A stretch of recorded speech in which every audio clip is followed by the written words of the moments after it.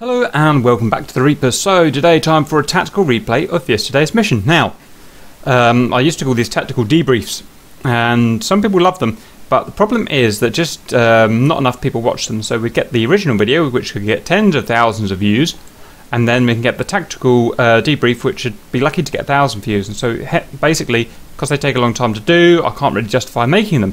So we're rebranding them and resexing them as tactical replay, and let's hopefully we can get some more watches. And I'll try and do them as quickly as I can. If you remember, we've got a bunch of F-18s plus Auntie in the Harrier versus 4 baddie F-18s. We've flown from our carrier or an airbase 150 miles away, and we're coming in towards the target. Now you'll excuse me, I don't have the terrain loaded in TAC for you. I think I'm probably have to get a latest version or something. If someone can let me know how I get the new terrain in, that would be great. But so it just looks like we're flying over flat sea, but there is terrain here. Okay, so we just set it going.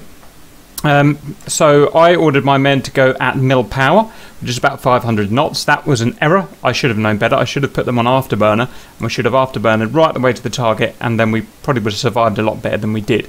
But that's why we do these debriefs, no replays. Right, so the Red are doing a really smart job. They're in their pairs, as they always are. You got these two guys up front, and they are basically luring us away, while these pair here are trying to pincer around back behind us, which is a lovely little, great way of doing it, probably better than coming from the side. And they're going to basically trap us in a vice, if you like. There's a canyon at this side, and there's a kind of mountain range at this side, and a mountain range at this side. And we can't go above the mountain range, or not for very long, because there's a SAM site over there somewhere. You'll have to take my word for it. Somewhere. There it is. And that will see us if we go above the mountain range. Right, let's scroll that forward so you don't have to wait.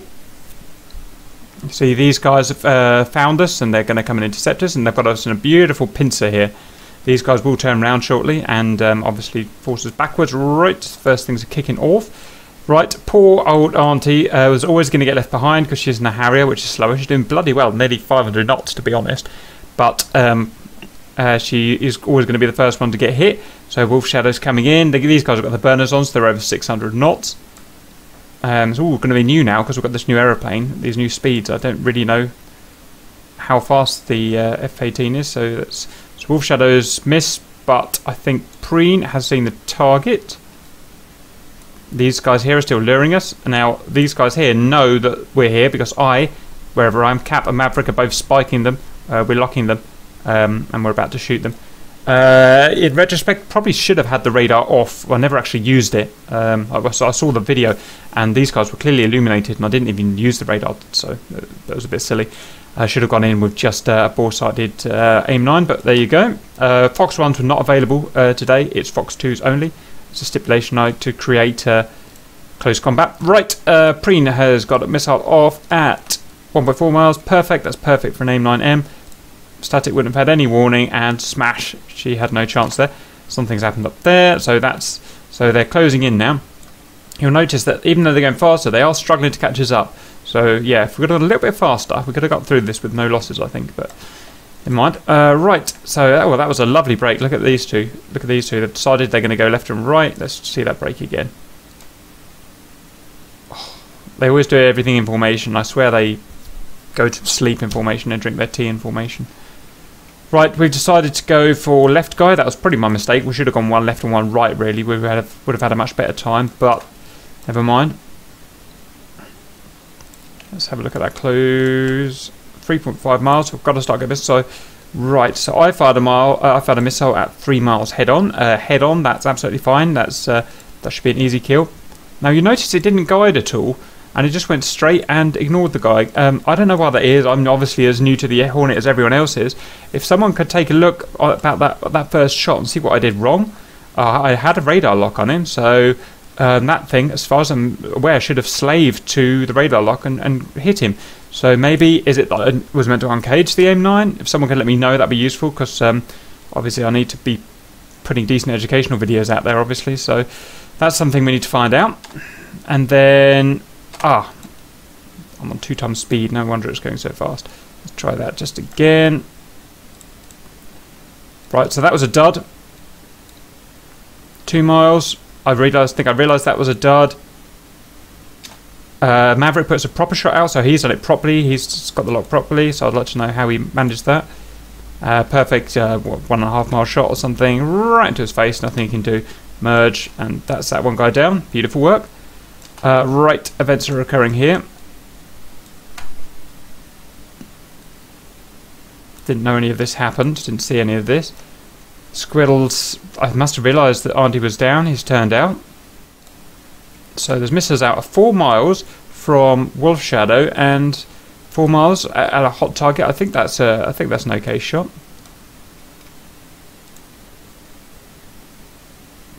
No, he's done the same as me, look. So Wolf Shadow's got the same problem as me. He's getting a lock on this target, but he's not slaving these missiles to the radar or something like that. So whatever. So 2 of us have got the same problem basically. We're just firing missiles at nothing.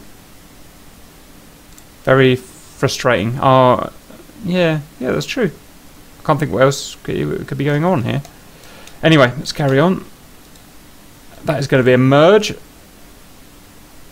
I think Wolf Shadow put another missile out there and rammed it into the ground. Yeah, I think he got one off there that was actually aiming for this guy, but it hit the ground because obviously these missiles have to drop down with gravity. So I imagine that's what that is. And then we're going to have a merge here. Yep, good merge. And they're both going to have to try and turn on each other. Let's look at the G-forces. So we've got Wolf Shadow at his normal limit of 6.4, whereas you can see Squiddle's delimiting his plane. He's going over 7G. That's something that needs to remember to be done, and I keep forgetting to do it as well. So yeah, 7.5G now. Meanwhile, these guys, the first batch of guys all together, who are going kind of 550 knots, have all got to target, and they're putting their bombs off, which is good. Ooh, Udorosa has fired at Wolf Shadow, I think. Maybe? No. Yeah, he has fired at Wolves. That was nearly a team kill. Luckily, that didn't have enough legs to cover 6 miles, whatever that was. Maverick's got involved in these two. Maverick's good speed. Squiddles managed to get on the back of Wolf Shadow, so that was really good manoeuvring. However, Wolf Shadow has maintained his speed beautifully. So it's very hard to catch someone up and kill them when they're maintaining 660 knots, obviously.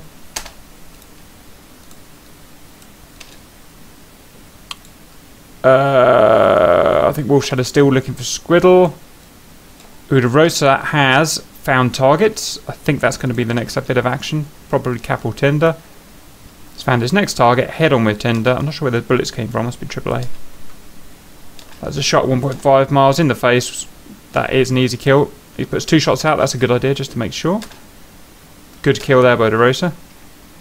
Squiddle and Wolf Shadow are fighting. Just so we try and get hold of that. Scroll that back a bit. I think that's an old dead missile, and that's a missile out at 1.4 miles. Now this guy's aspect is really high.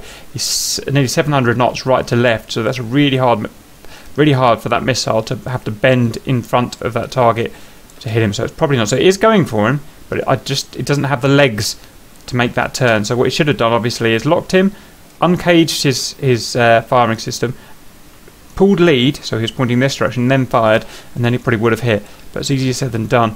Wolf Shadow's maintaining. So the reason Wolf Shadow survived this long in a dogfight is because he maintains his speed of 700 knots. Really hard to kill someone when they do that if you haven't got AMRAAMs or long range weapons, which we don't. So that's it's a nice job. Another missile, probably going to be the same problem though.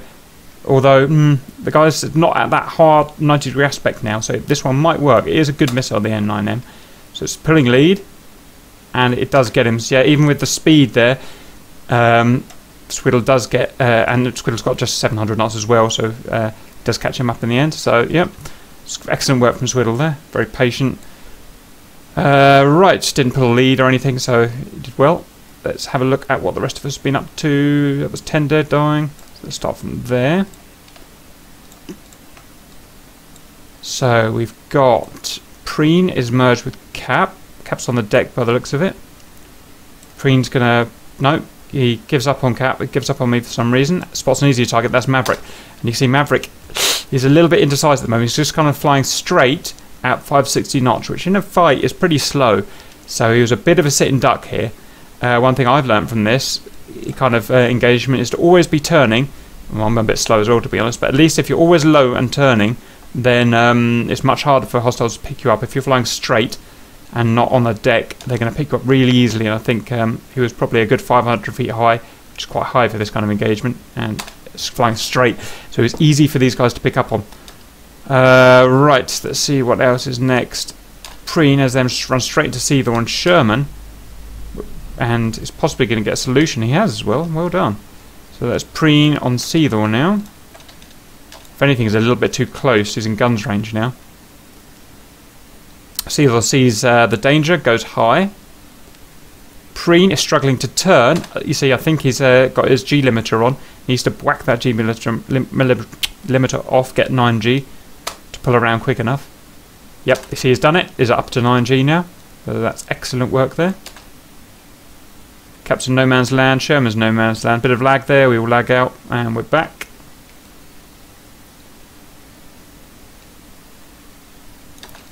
Preen homing in on Seethor, slowly but surely. Seethor's struggling with speed now because he's going up. The general advice, I mean this isn't always true, but general advice in dogfight is not to work your way up because you can slowly burn your energy off and it's going to get harder and harder to turn. The general best advice is to keep low, hug the ground, gives you your best survival.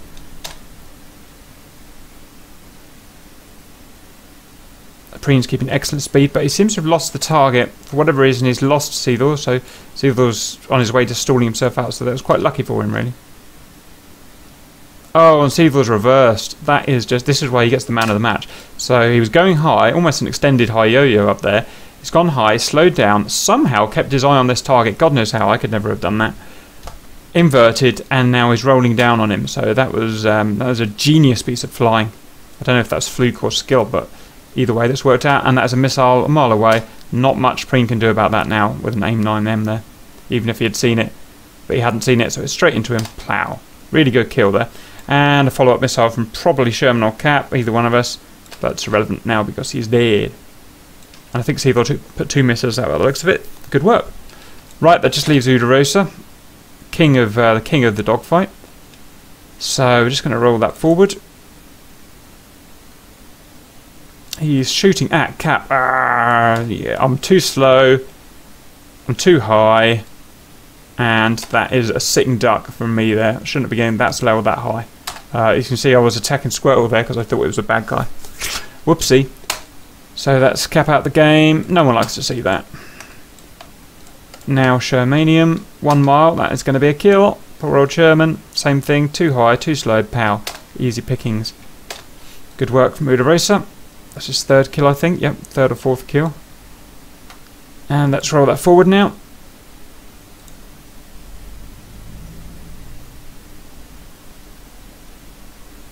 It's just going to be harder and harder to find people now. These two work their way into a turn fight. Unfortunately, Squiddle, he just loses tally of the target at just the wrong moment. They're really dangerous. My advice, well, I'm not sure I have any advice about this, but I was going to say put burners on and get to 600 knots. He's already done that, so I'm not sure what else he could really do. And, oopsie. So Udarosa gets a mile behind him, and that is going to be an easy kill. Not much you can do to avoid that missile. He puts the flares out, but very hard missile to fall at a mile. So, good kill. God knows how many kills, 4 or 5 kills now, Udarosa. It's just wiped the whole squad out. But our man of the match, Seethor, as well. Our man of the match always has to be blue, so I'm going to put it on Seethor, but otherwise it would definitely be Udarosa. Yep, so Seethor's seen that, and is now homing in on Udarosa. Now I think at this point they're in canyons and stuff, so they're going to have a little bit of trouble finding each other, but let's see how it goes. Udarosa's done exactly the right thing. His burner's on, he's 700 knots nearly. So is Seethor. Both got clean airframes at the moment. Seethor loses tally. Regains tally. I think Udarosa makes the mistake of kind of flying over this area here, and Seethor sees that. And now things start to get interesting. 1.5 miles behind. Seethor's guns only, but Udarosa makes the mistake of letting off the burners and turning, and Seethor is approaching now. 1/2 mile, and we're in gun range. Pow pow. Some good shooting there, but it's a hard right to left aspect, very hard to get a shot in that case. And it's going to be an overspeed now because we're at 640 knots. and in presumably into lag pursuit, but we'll see. Yeah, no, he's done exactly the right thing. So let's just replay that to show that that was the good thing to do. So at this point, he could have turned his G limiter off and pulled and took lead on the target. But if he'd have done that, he almost certainly would have oversped and gone in front of him, which is exactly what you want to do, don't want to do. So what he's done in this case is just gone around the outside, gone into a lag pursuit, which allows him to burn that speed off and stay behind the target. So let's play that again. Yep. And he's got his G limiter off, it's 7.5 G, but he's not pulling, he's not, you know, he's happy to go into a lag pursuit like this, which is great work. And it's going to allow, you see he's burnt his speed off now, and now he's behind the target where he wants to be. And he essentially wants to be flying formation behind the target, so we can slowly take him down with guns. Now Udorosa wises up to this, sees the hostile, and he's going to take evasive maneuvers. So he's yo-yoed up, and he's barrel roll slash yo-yo right down to 400 knots. So what he's trying to do now is turn hard to make him very difficult to shoot and slow down, so that this guy here on the rear is going to shoot forward. So what Seethal wants to do is wise up to this and slow down as much as possible to get himself into some rolling scissors. But Udorosa has done such a good job there. He's burnt 300 knots off in that one small turn, 2 seconds. Seethal's going to now struggle. So let's see if Seethal can get the reversal. Seethal just gets the reversal. So Udorosa does get, well, no, my mistake. So it's worked from Udorosa. Seethal is now shot ahead. They're now into vertical scissors, and each are going to slow down as much as possible to try and be the slowest one. So far Udorosa is winning that. So Udorosa can now get on the blue's tail, and he essentially is now on the blue's tail. See that? Yep, so you can see he's now slower and higher than the target, which is a great place to be. So what can Udorosa do now? So he's going to have to burn, what can Seethal do now? That there was, I guess, the error from red. Let's have a look at that again. So I just think Udorosa just on this turn wasn't pulling enough. He's going down too low, gaining too much speed. You can see Seethal's gone right down to 230 knots, right down near to stall. Udorosa's maintained his 340 knots, which to be honest what I would have done, because it's much more comfortable for the plane. But Seethal's gone really high, 32 degrees alpha, low G because of the low speed, but it's basically put himself into almost kind of like a snap stall here to make sure that Udorosa just didn't realise that was coming. Kept his 300 knots, which I thought was more sensible. So just great aggression there from Seethal, and that's allowed him to win the rolling scissors. Udorosa's carried on with his 350 knots. So see, it was just who was going to be more aggressive at the braking there, essentially. And that puts our man behind again. And then yep, and Udorosa is now struggling. There's only so slow you can go in an aeroplane, and we're down to 250 knots. At this point, the plane's getting hard to control, obviously, even in such a good low-speed plane. Very uncomfortable to be at manoeuvring at these low speeds. And there's really nothing, once we've got down to this speeds, the game is up. There's nothing really Udorosa can do at this point. We've gone as slow as we dare go. If you're a super maverick, you might be able to get down to 100 knots, but it does make you a sitting target, and it's very dangerous to do that Cobra type maneuver. And he's hit. He's not actually killed him. If you remember in the replay, it was only a minor hit, so he is still following him. And from memory, they chase each other until red there crashes, just runs out of energy in the end, because there's only slow you can go, and that's it. Seethal wins. Excellent dogfight, one of the best dogfights we've had, period. It showed everything there. It really showed some really good stuff. Happy with that. And that's it. These guys carry on doing the bombing, RTB to the carrier, and land first time, which is really good. One thing I've noticed on landing is it's really easy to do if you're just doing landing.